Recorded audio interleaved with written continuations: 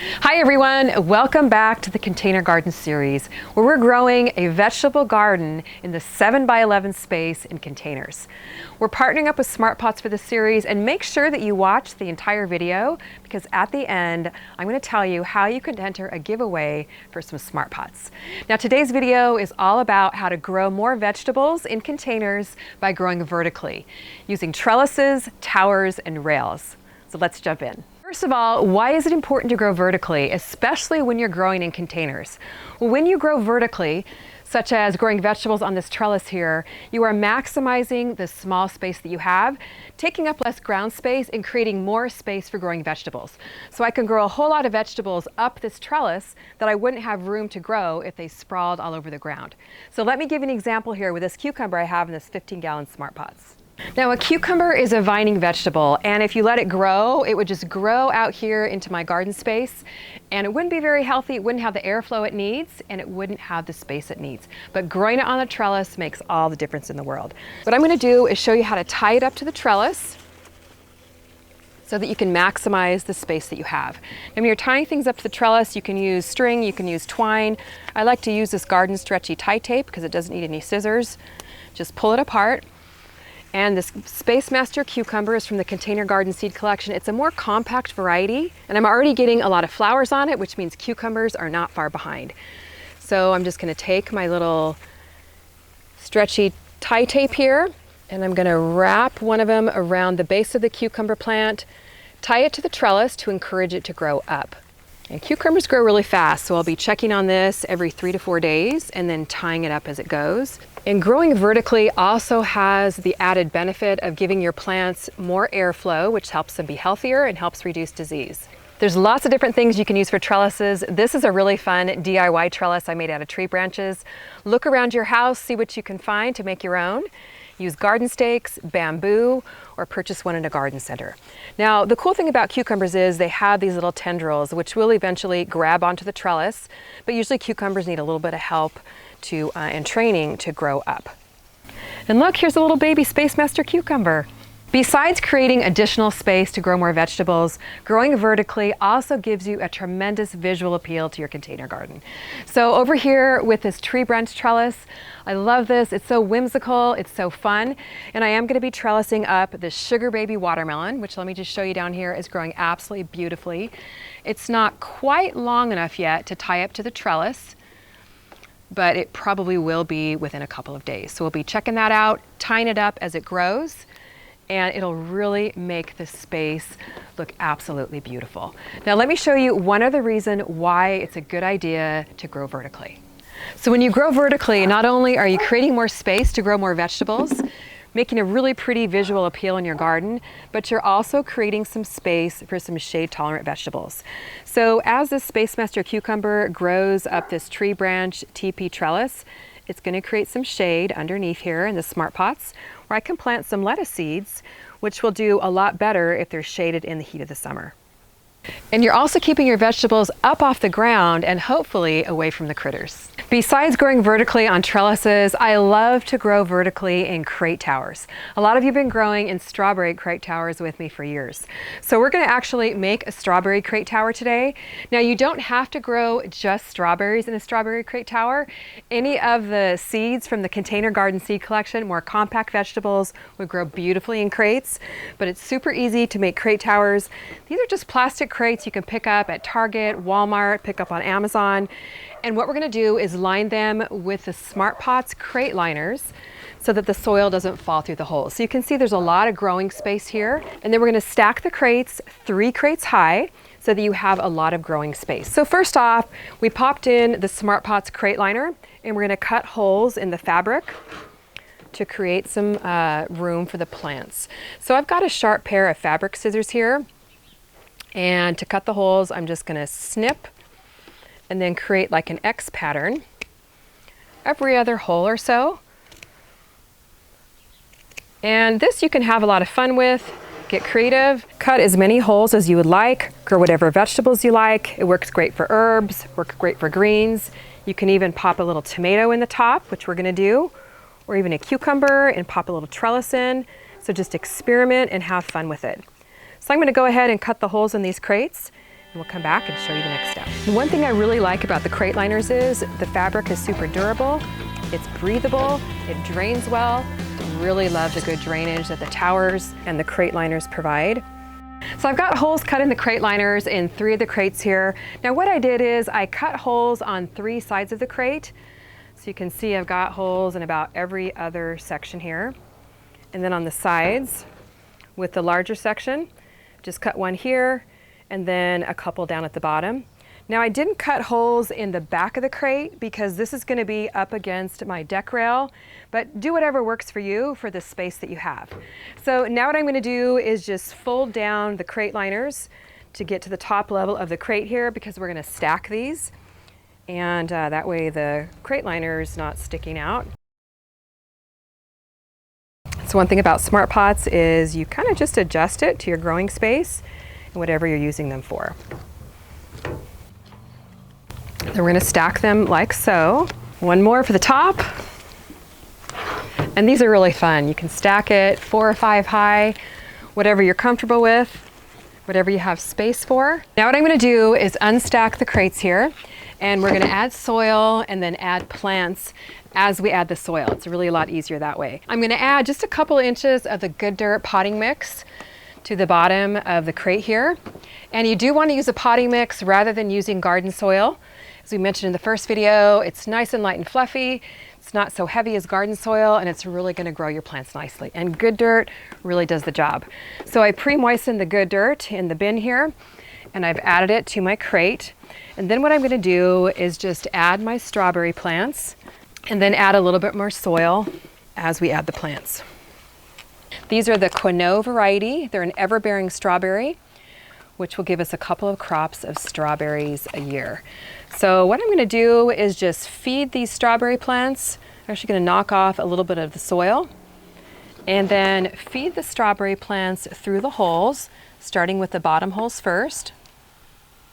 When you're planting strawberries, you want to leave the crown of the strawberry plant, which is this little root structure at the bottom of the plant. You want to leave that exposed so that they grow, so that they get the best growth. Just repeat the same steps for all the bottom holes of the crate. So what I'm going to do now is just add some more soil to bring it up to the level of where I have my next holes cut in the crate liners. So I've added a few more inches of soil to the crate liners. Now we're going to pop in a couple more strawberry plants right through the front here. I'm going to do that all the way around. Then we're leaving the crown of the strawberry exposed here. That's how it's going to grow the best. And looks like it's time to add some more soil again. And kind of tamp it down as we go, pushing it into the corners as well to make sure we get plenty of coverage. So I've added more soil. Now we're up to the top level of the crate here. We're going to pop a couple strawberries in the front here, and then we'll just repeat the same process with the second and third crates. And again, make it work for the vegetable that you're growing in the space that you have. This would be so beautiful, filled with greens, kale, and it would just kind of spill down and give you a lot of extra vegetables in your containers. So let's just top this crate off with soil. I'm going to try and get it as full as I can with soil because the soil will settle over time, and that way it doesn't leave the roots of these strawberry plants exposed. I'm going to add drip irrigation to each one of the crates so the plants get good, consistent, even watering. But before I do that, I'm going to fertilize them with some liquid organic fertilizer, the Vermistera worm tea, and the Good Dirt plant food. Give the strawberries a nice good burst of growth to get them started here. I cannot wait to eat these fresh, juicy strawberries. And if you decide to grow strawberries, you're gonna love having strawberries in your containers too. Now I'm going to install the 1/4 inch drip irrigation tubing. This has the drip emitters already built in, and you can go back and watch my video on how to install drip irrigation in containers for all the details. But I especially like to use drip irrigation when I'm growing in towers, because that way every level of the tower gets the consistent water that it needs. And I'm installing my hose here in a circle pattern.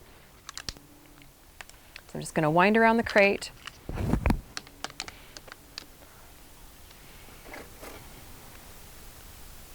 securing it into place with the landscape staples.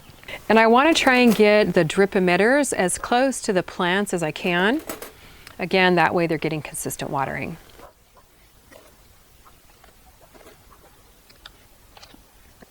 And I want to finish with the end of the hose being near the back of the crate, because this way I can connect it to my container drip irrigation. I'm just going to snip a hole in the corner of the crate liner here. That way I can feed the drip irrigation through to connect the crates together.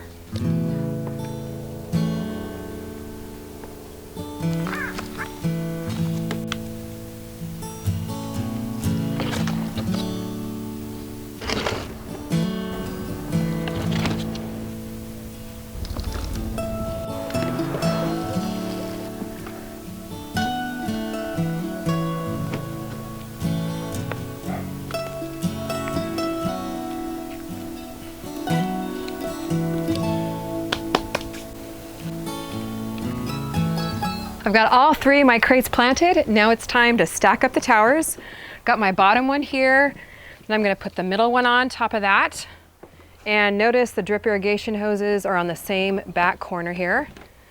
So I've got two crates. I'm going to add the third crate on top, and we are going to be planting on the top of the third crate in just a moment. So let me just show you real quick how I'm going to connect the drip irrigation and the crates together. I have my little drip emitter hose sticking out here in the corner, and I'm going to connect it using this little elbow barbed connector and a 1/4 inch supply line that has no drip emitters attached to it. So first we're going to soften up the hose with a lighter. Put one end of the elbow connector to this hose, and then attach my supply line with no drip emitters to the other end of the elbow connector. So this will lead down into the next crate and carry the water down there. Okay, so we got that pushed in, and then we're going to connect it here to the drip emitter hose coming out of the second crate.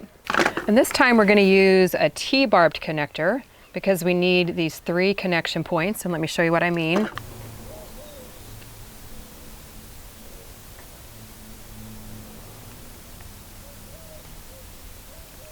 And now we're going to connect the middle crate and the bottom crate with one more supply line.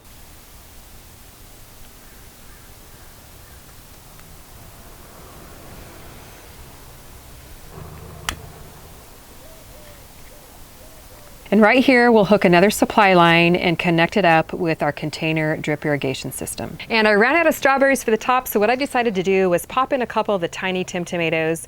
These are dwarf tomatoes from the Container Garden seed collection. They just grow to about 1 to 2 feet tall. So I'm just gonna pop 2 in the top here. They'll be perfect.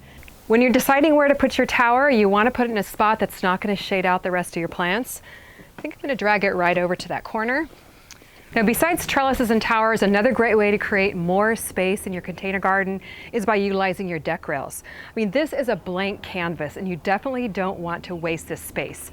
And I'm using it to grow more veggies. I'm actually going to pop some strawberries and kale in here with the wall saddle planters. These are also made by Smart Pots, and I think they are really cool. They just fit right over your deck railing.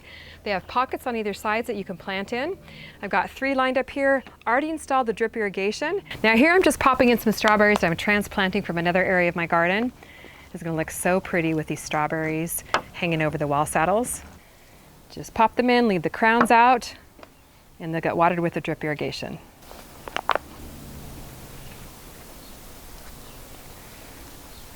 And here I've got a couple kale plants. I'm gonna pop in. This is red Russian kale. So beautiful. Kale is such a great heat tolerant plant, so it's going to really hold up well to the summer heat. You could even plant like a cucumber that will kind of spill down, and that would look really pretty too. Some flowers would also be really pretty. We'll plant this last one up with another strawberry plant. There are so many ways to create more garden space by growing vertically. I can't wait to hear what you learned from this video. I want to thank Smart Pots for partnering with on the series. And together with Smart Pots, we are making some giveaways available. And here's what you're going to win. There's going to be 5 prizes. A set of the wall saddle planters, one of the 6-foot long raised beds, There's going to be a CaliKim 5-gallon smart pots we're going to give away, and 2 sets of the book seed bundle, my book Organic Gardening for Everyone, and the Container Garden Seed Collection. And here's how to enter. Leave a comment on this video about something you're learning in the Container Garden series, or just something you're excited about growing in containers. And we're going to be doing a random drawing this coming Monday, June 15th, 2020, on our regular Monday live stream, which is at noon Pacific time. So leave your comment and then come back on Monday to join us. Now, it's not too late to get your container garden going.